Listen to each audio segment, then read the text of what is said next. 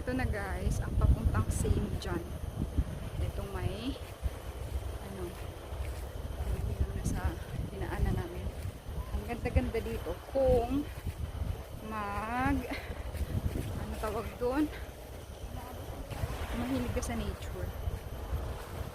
Yeah, grabe naman Moy.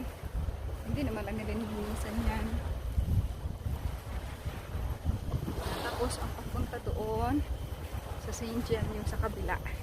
Dati dito kami naligo nila pasto.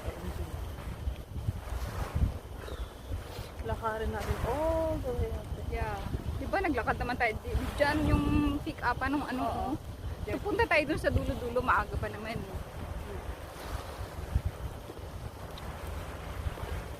Tingnan mo yung tent niya, girl. Parang ganyan yung sayo, no? Oo.